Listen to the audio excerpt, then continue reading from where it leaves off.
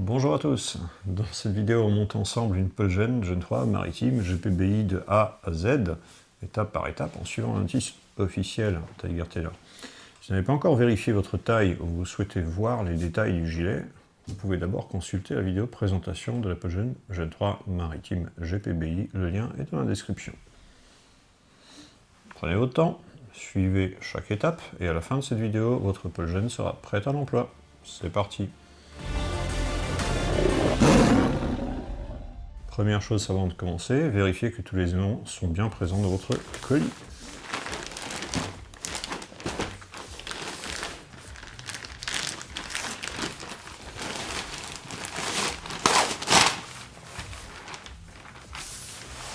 Vous devez avoir une poche housse avant,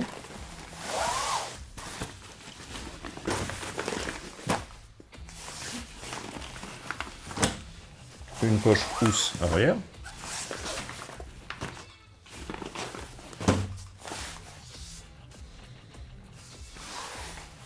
deux bretelles rock avec leur coussin d'épaule,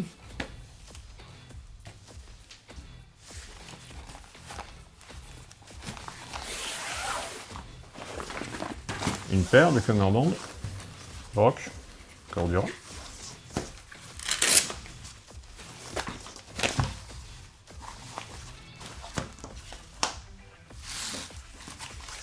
et une ceinture élastique abdominale déjà montée. Si un élément manque, contactez-nous immédiatement via le site.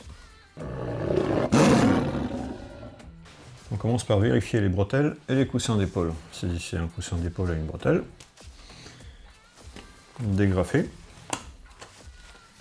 tirez un peu vers là et vers l'extérieur, un peu vers haut et vers l'extérieur.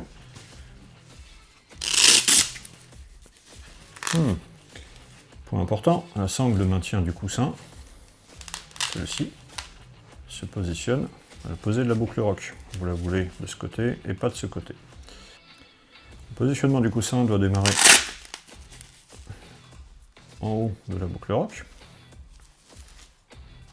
pas par-dessus, pas trop loin. Donc, positionnez bien. Et vous enfilez cette sangle de maintien dans la bretelle, ce qui permet de ne pas perdre le coussin. Maintenant, on installe les bretelles sur la poche housse arrière. Cette étape est cruciale, un mauvais montage rend les bretelles non fonctionnelles. Positionnez les bretelles pour connaître leur sens de montage. La flèche, présente sur la boucle rock, doit pointer vers l'extérieur. C'est votre repère principal. Faites passer la bretelle dans la deuxième fente du Tiger Lock.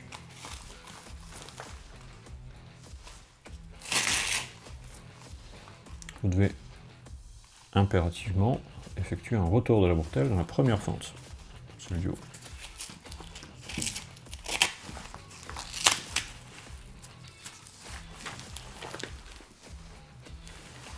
Sans ce retour, le système de réglage ne fonctionne pas, et surtout, sans ce retour, votre bretelle repose entièrement sur du velcro qui cisaille et non pas sur une boucle mécanique qui verrouille la bretelle. Beaucoup plus solide quand on fait le montage correct.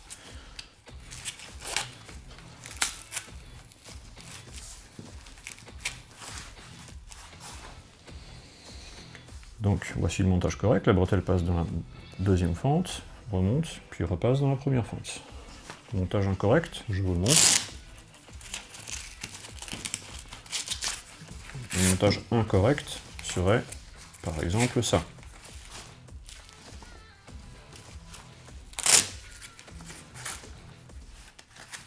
Encore une fois, montage correct, deuxième fente, montée, retour, première fente.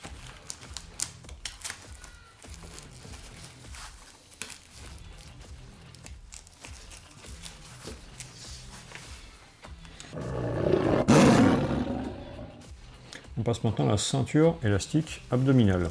Prenez votre paire de cummerbund, localisez les zones velcro côté corps du cummerbund, pas côté extérieur. Vous installez la partie gauche ou droite de la ceinture sur une des zones velcro.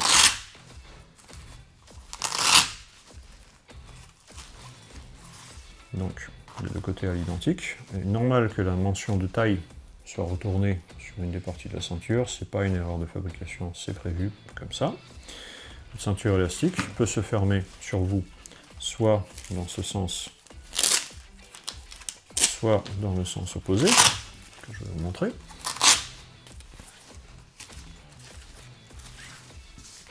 Dans tous les cas, velcro, crochet vers vous, velcro, bouclette vers l'extérieur.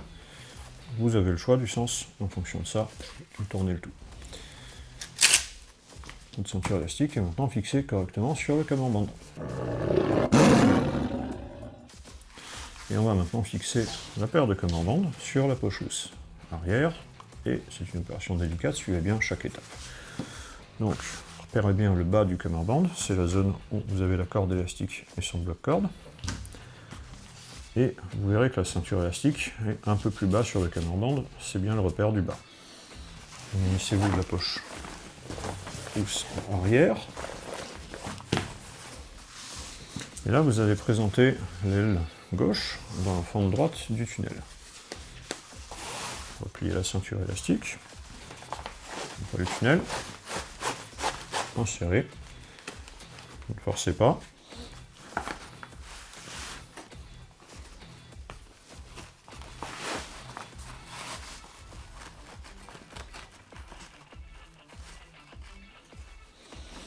Donc, vous faites ressortir l'aile du côté gauche, et vérifiez bien que votre ceinture élastique est également sortie.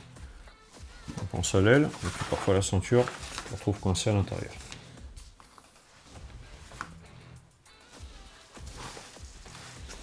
Centrez maintenant la paire de camembert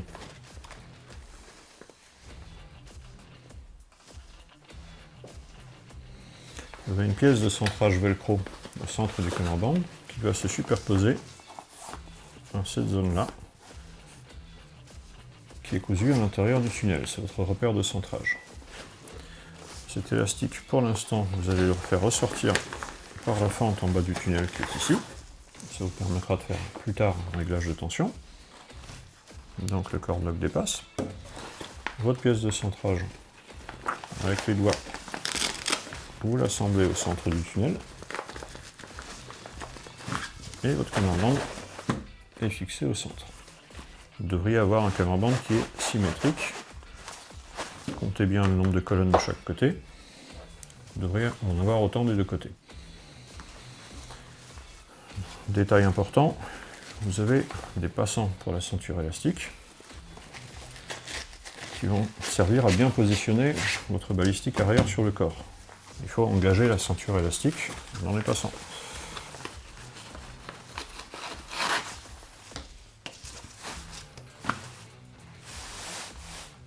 Voilà. Donc la structure de base de votre poche est maintenant assemblée. Avant de passer aux inserts balistiques, on va vérifier que tous les systèmes de fermeture fonctionnent. Donc on va tester ensemble les boucles ROC 40 des épaules, celle-ci. Couverture, fermeture, vous devez entendre un clic. Donc présenter, clic, présenter également, clic.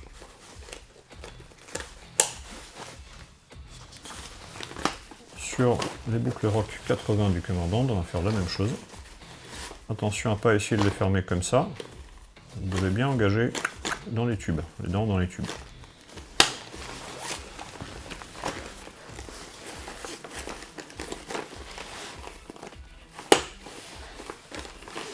Testez la ceinture velcro élastique, qui est maintenant ici à l'intérieur. Elle se ferme. Si un de ces systèmes ne fonctionne pas, vérifiez votre montage. Il est déjà arrivé que certaines de ces boucles ne soient livrées montées à l'envers. C'est un accident de fabrication. Il n'y a pas de stress, les boucles de réparation existent. Contactez-nous simplement, on vous envoie la boucle de réparation correcte et vous pourrez faire le montage vous-même, vous serez guidé. Un cas sur 1000 environ, ça arrive que les boucles soient mal montées. On va passer maintenant à l'installation des inserts balistiques souples GPBI NFM Kounin, donc de dotation. Vous devez vous munir de votre apogée de montée. et vous devez sortir vos inserts de dotation de votre gilet à port discret. Autrement dit, votre gilet tout entier ne rentre pas dans la poche gêne, vous sortez bien vos inserts du gilet et vous insérez juste les inserts noirs avec les housses soudées. Retournez votre poche gêne pour accéder à l'intérieur et surtout ouvrez toutes les fermetures pour que la housse soit bien à plat. Vous pouvez même séparer l'avant et l'arrière à ce stade, ça vous facilitera les manipulations.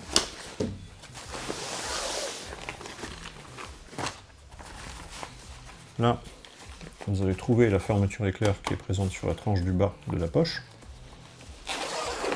Et vous ouvrez à fond. À l'intérieur, vous allez trouver deux brides.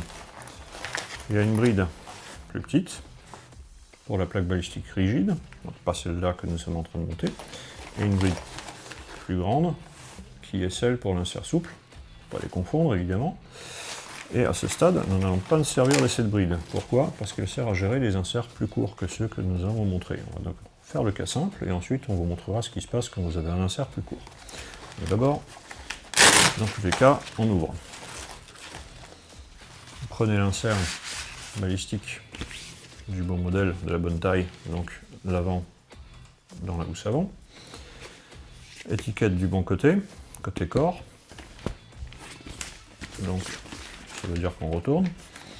Là, un petit peu comme sur la notice de votre gilet pour discret, vous allez le rouler en tube et insérer sous la bride que vous avez ouverte tout à l'heure, la bride large. Poussez l'insert au fond et vous allez aplatir les ailes.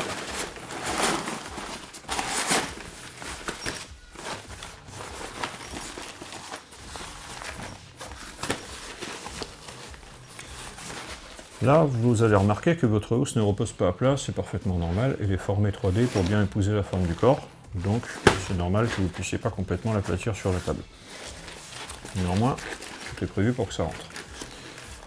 Je vous rappelle que là, on a la longueur maximale d'insert, donc en l'occurrence, je vous présente une housse féminine XS S23 et nous avons des inserts S3 dedans, donc les plus longs. Cette bride ne sera pas utilisée avec cette longueur d'insert, donc on va la replier vers le haut. Elle va venir cacher l'étiquette qui porte les instructions d'utilisation et la désignation de taille. Voilà, la bride ne nous gêne pas, elle n'est pas utilisée. Je viens simplement fermer le zip.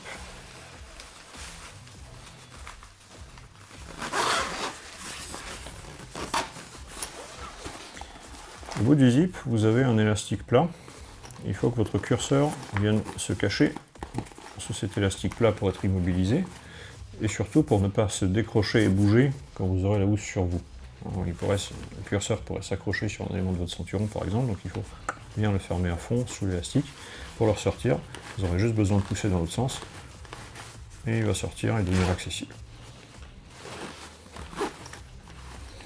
Donc nous allons faire la même manipulation pour la protection dorsale.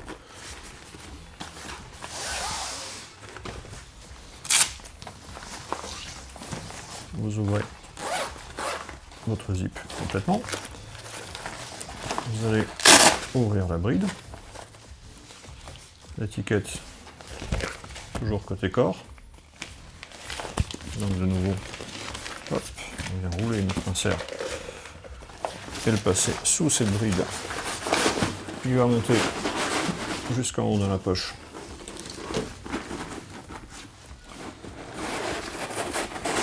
Nous l'aplatissons.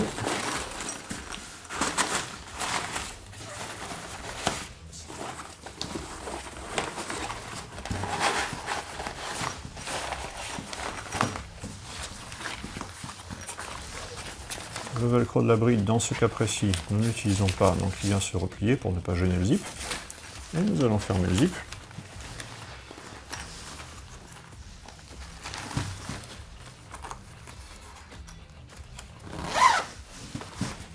En prenant bien soin de garer le chariot sous l'élastique qui est présent ici. Donc là, vérifiez que votre insert ne fait pas de faux plis à l'intérieur de la housse. va bien épouser la forme de la housse à l'intérieur, sans avoir de roulis. Au besoin, vous ressortez. Il vaut mieux le faire 2 fois pour être sûr, et prendre l'habitude, plutôt que de le faire une fois mal. Voilà. Donc là, nous avons fait l'installation de la protection souple de dotation. Nous allons maintenant voir comment installer des inserts dont la longueur est plus courte que le maximum que permet la housse. Tout à l'heure, le maximum, je rappelle qu'on a une housse qui est XS 23, donc longueur maximale de torse 3. Tout à l'heure, nous avons installé des inserts longueur 3. Maintenant, nous installons des longueurs 2, qui eux vont nécessiter d'utiliser la bride pour un bon positionnement, une bride large. Donc, notre étiquette toujours vers le corps. Nous roulons notre insert comme avant. La bride large et décrochée. Notre insert passe toujours sous la bride large.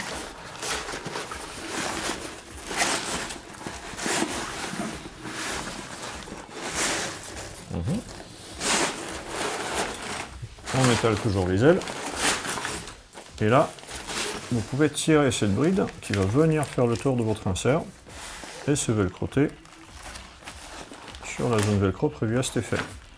Si vous ne pouvez pas le faire alors que vous avez tout bien tendu, ça veut dire que peut-être vous avez un insert longueur maximale. Si vous pouvez le faire, ça veut dire que vous avez bien un insert de la taille courte, ou longueur courte plus exactement, c'est compliqué à expliquer. Et cet insert, quand il est bien monté, on vous explique quand même le concept, il est en fait suspendu, c'est-à-dire que vous avez un peu de vide dans la housse au-dessus et un petit peu de vide en dessous, donc il est centré verticalement sur l'insert et il ne bougera pas grâce à cette bride qui vient le tenir en position. Pourquoi c'est comme ça? Ce serait compliqué à expliquer, mais on a fait au mieux. Et de nouveau, vous allez venir fermer votre zipper. Évidemment, c'est plus facile. Et vous mobilisez sous l'élastique qui est au bout. Donc, conclusion, vous avez une dizaine, allez, 1 cm de vide au-dessus, 1 cm de vide en dessous. Tout va bien, c'est le bon positionnement. Ce que vous devez avoir, c'est les ailes ici hein, qui sont en contact du haut de la housse.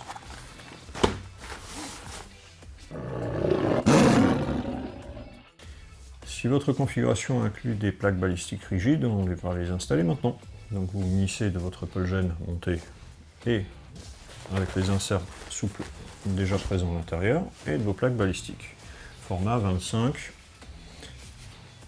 par 30 par 2.8 d'épaisseur. 2.8, c'est pas 3, c'est pas 3,5. Si vos plaques sont plus épaisses que 2.8, vraiment ça va pas rentrer, j'en suis navré. Nous avons fait notre maximum, mais parfois il n'y a pas de place. Donc cette fois, vous allez ouvrir la bride la plus courte. Déjà le zip. Et vous allez ouvrir la bride courte avec le velcro vertical. Vous remarquerez, c'est difficile à montrer en caméra, qu'il y a aussi un élastique. Votre plaque va rentrer dans cet élastique qui va le stabiliser en latéral. Et on va fermer cette bride là par-dessus pour la stabiliser en vertical. Je prends ma plaque, je l'insère dans l'élastique, j'aide un peu l'élastique parce qu'il n'aura probablement pas envie de venir exactement là où il faut. À plat c'est plus simple. Votre plaque est logée, elle a un peu de jeu parce que à l'arrière au minimum vous avez une bride verticale élastique. Et là je viens fermer mon velcro.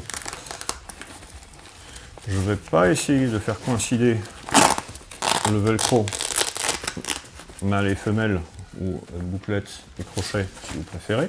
Pourquoi? Parce que selon l'épaisseur de la plaque, ça ne va pas être positionné pareil. Les plaques très fines, bien sûr, le velcro va engager beaucoup plus haut et là il va engager plus bas. C'est volontaire, c'est normal. Ce qui vous intéresse, c'est que la plaque arrive derrière, à peu près ici. Le repère, c'est le haut du velcro, c'est-à-dire juste en dessous de la poignée d'extraction. Si vous l'avez monté jusque là et que la bride est bien serrée dessus et qu'elle ne descend pas, alors c'est bon.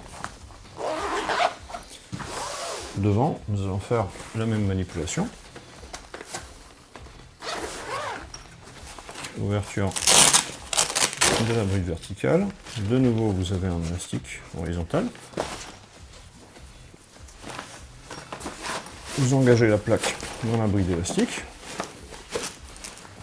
Devant, vous allez pousser aussi haut que possible, parce que la forme de l'insert le prévoit.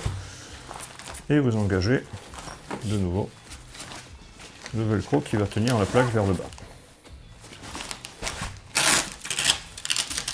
Peut-être refaire la manip 2-3 fois pour être sûr que votre plaque ne descend pas une fois qu'elle est en suspension. Une fois que c'est bon, on ferme. Et vous voyez, il n'y a pas énormément de place, donc ça va être compliqué de rentrer une plaque plus épaisse. En tout cas, vos plaques sont installées et sont bien positionnées par rapport à vos inserts balistiques souples, ce qui est très important pour votre sécurité. Petit aparté sur le système de fermeture choisi pour cette Polgen GPBI. Précédemment, nous avions une fermeture velcro qui était à peu près d'ici à ici, elle n'était pas très large.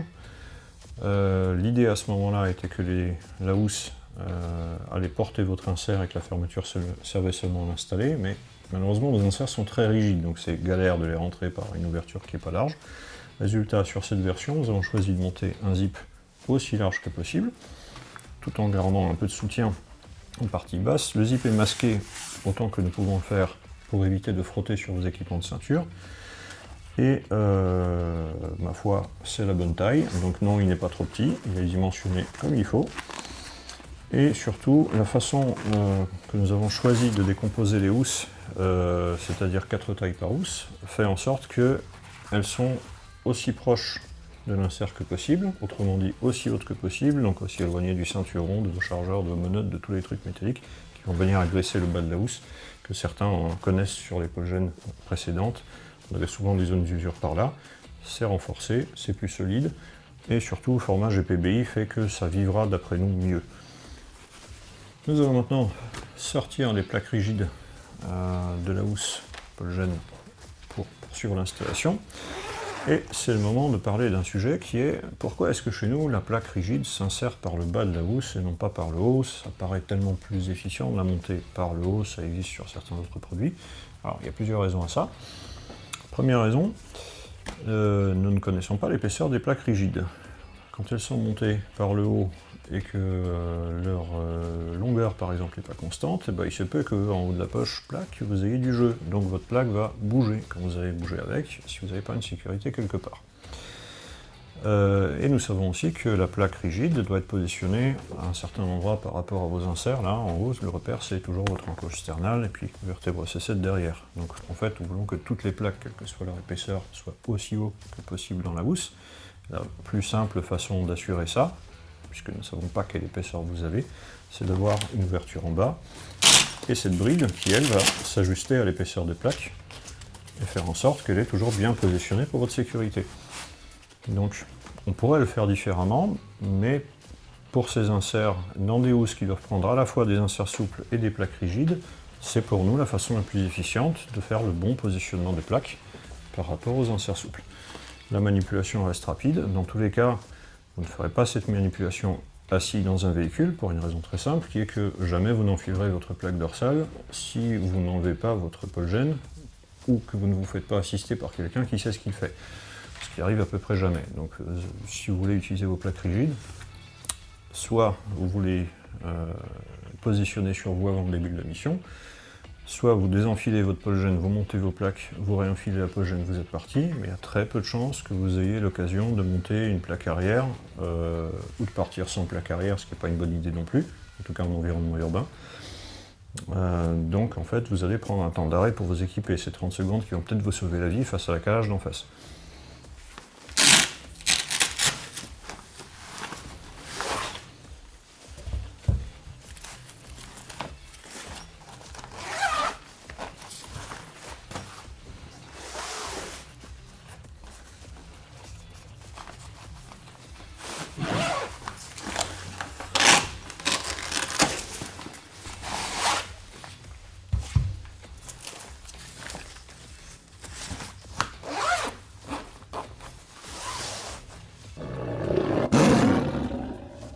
Votre Polgen est montée. Maintenant, on va la régler correctement sur vous. Donc, on file la Polgen complète. Hop. Alors numéro 1, utilisez le nombril comme repère. Le nombril n'est pas un indicateur fiable car la taille des inserts n'est pas indexée sur le nombril. Pourquoi pas le nombril? Parce que quand vous allez vous asseoir, vous allez voir que ça va remonter et vous allez avoir un problème qui est que tout votre gilet va remonter sur vous. Mais en fait, ce qui vous intéresse, c'est de protéger cette zone-là, les artères qui sortent du cœur. Donc votre repère, là, c'est l'encoche sternale, c'est à peu près le doigt dans le creux. Votre insert vient le toucher, et ça, c'est la bonne longueur. Si votre nombril n'est pas protégé, c'est normal, c'est prévu pour. Donc, pour éviter ça, nous allons resserrer les bretelles.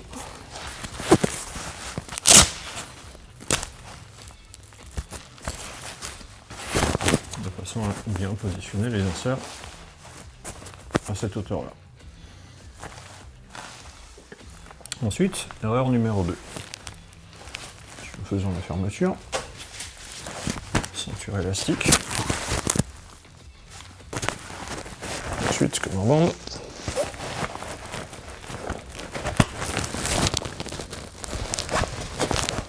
Et là, c'est difficile. Je n'arrive pas à respirer. Vous devez pouvoir respirer sans problème. Si votre cage thoracique n'arrive pas à bouger, si vous n'avez pas d'élasticité derrière, c'est que vous êtes trop serré, c'est que l'élastique n'arrive pas à se détendre, il est peut-être déjà réglé au maximum. Donc, vous devez pouvoir respirer sans problème dans la housse. Si votre menton arrive à toucher le haut de l'insert, c'est qu'il est probablement à la bonne hauteur. Il doit affleurer le bout du gilet. Ici, ce serait la même chose avec une plaque rigide, vous devriez pouvoir la toucher avec le menton. Si vous n'y arrivez pas, c'est que vous êtes trop proche du nombril, trop bas.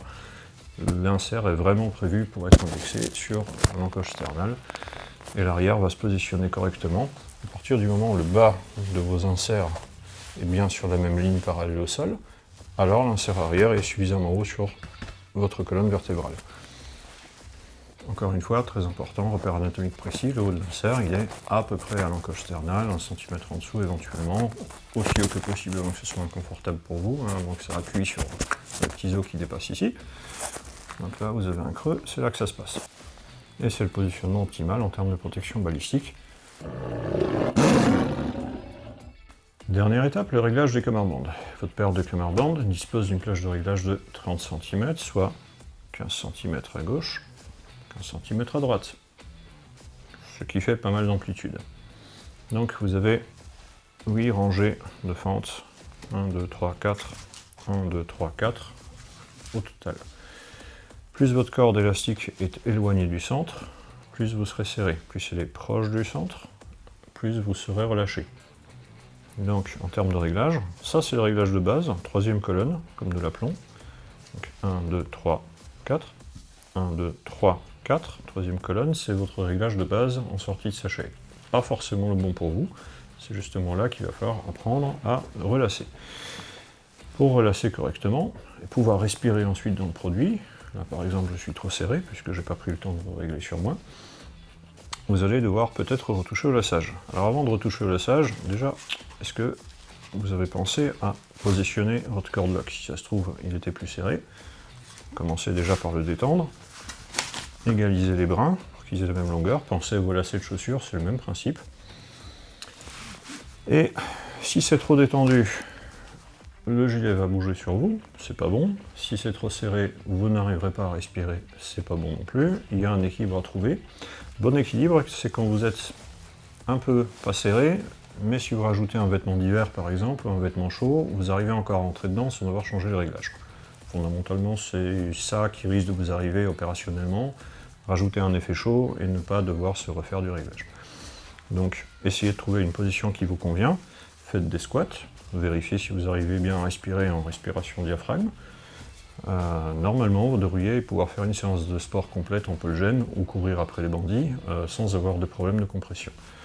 Le gilet est conçu vraiment pour vous suivre en respiration en s'étendant. Donc, si vous devez relâcher, parce que vraiment, là, régler au max, c'est pas encore assez grand pour vous, ou c'est trop grand, régler au minimum, et ben vous allez déplacer simplement ces passages d'élastique. Donc, pour resserrer, vous allez déplacer par exemple la troisième à la quatrième colonne, et pour agrandir, vous allez déplacer la troisième à la deuxième, voire à la première, ça peut arriver. Par exemple, si vous rajoutez des ventipades, votre tour de montre va changer, donc vous allez devoir allonger. normal. Pour relasser, bonne pratique, vous prenez une photo du lassage d'origine avant d'aller plus loin, sinon vous risquez de vous sentir tout seul. Ensuite, regardez bien, cette plaque, elle est montée velcro vers vous, et non pas velcro vers le cummerbund, puisqu'elle vient engager ensuite un velcro dans le tunnel, qui vient couvrir tout ça. Donc c'est normal, il ne faut pas la monter à l'envers. Elle a bien sûr des passants. Donc regardez bien comment les passants travaillent. Vous avez 2 brins de corde avec ce truc-là. À quoi ça sert? Ça sert à centrer votre cummerbund pour éviter qu'il se promène de trop à gauche ou à droite, puisque vous allez fermer d'abord un côté, ensuite l'autre, ou vous allez peut-être juste fermer un côté. Donc si vous voulez que le produit reste bien centré, il nous faut un élément de centrage qui est celui-ci. Et là vous avez un bloc corde, ou un cord lock comme nous l'appelons, qui vous sert à éventuellement augmenter la tension. Et un nœud, très important, le nœud sert à quoi? Il sert à ne pas perdre le bloc corde. Donc faites bien votre nœud si vous avez relâché. Tous ces éléments, ils habitent dans le tunnel, donc ne faites pas dépasser votre cord lock et votre corde. Quand vous avez fini de faire vos réglages, vous venez bien ranger tout ça à l'intérieur pour qu'il n'y ait rien qui dépasse, pour ne pas vous accrocher en voiture par exemple. Le lassage, c'est simple, vous défaites le nœud, vous enlevez le bloc corde en appuyant sur le bouton à ressort, et vous allez sortir tout ça et le repositionner plus large ou plus étroit selon ce que je vous ai expliqué, en suivant la photo que vous avez bien sûr prise il y a un instant. Remettre le bloc corde, refaire le nœud à l'identique, et refaire des réglages sur vous. Ça va vous prendre quelques minutes. Par contre, normalement, vous n'allez plus changer de taille. Donc, si vous avez bien fait votre job, vous ne devriez plus avoir besoin de retoucher les réglages. N'oubliez pas que vous pouvez toujours, dans une certaine mesure, régler le produit sur vous. Vous demandez à un collègue d'aller chercher la corde et le bloc corde, et vous pourrez par exemple serrer ou desserrer sur vous, en rangeant toujours ce qui dépasse. Voilà, votre Polgen Gen 3 Maritime GPBI est maintenant correctement monté et réglé sur vous. Si vous avez des questions sur une étape particulière, les chapitres de la vidéo vous permettent de revenir directement à l'étape concernée. Et vous avez une notice complète en PDF qui est disponible en téléchargement sur la page produit, le lien de l'inscription. Vous pouvez aussi trouver cette notice via le QR code sur l'étiquette blanche que vous avez eu tout à l'heure sur l'abri de plaque. Donc vous flashez ça avec votre appareil photo et de smartphone, et donc vous arrivez sur le téléchargement de la notice. Ça vaut le coup de l'avoir dans le téléphone, histoire de pouvoir vous y référer quand vous n'avez peut-être pas de réseau. Voilà, donc vous pouvez consulter l'annexe de la notice qui va éventuellement évoluer avec le temps, avec vos questions FAQ, questions fréquentes, donc elle sera peut-être un peu amendée un peu plus tard. Et à un moment donné, vous aurez peut-être les nouveaux cummerbunds qui remplacent ceux que vous voyez en photo. Et du coup, l'explication du montage, vous la trouverez également dedans. Voilà, prenez soin de votre équipement, il prendra soin de vous. À très bientôt sur la chaîne Tiger Tailor.